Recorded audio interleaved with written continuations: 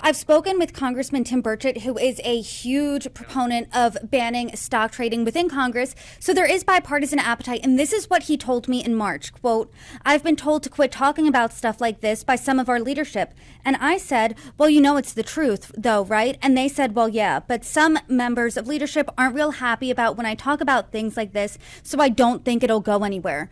Why do you think members of leadership, and you're calling out Speaker Mike Johnson by name, why do you think that they don't have this type of appetite? I think that there are a lot of people in Washington, D.C. who do very well with things just as they are. That's why it's very tough to change things like a stock trading scheme where, you're able to report 30 days later. It's very weak in terms of what you actually have to report. And a lot of members, I think we know, have used non-public information in a way to enrich themselves. I think that's, part of the record now for a number of years. I look at it also in terms of things like campaign finance reform. Why is it so hard to reform a broken campaign finance system? It's because members of Congress are doing just fine the way things are.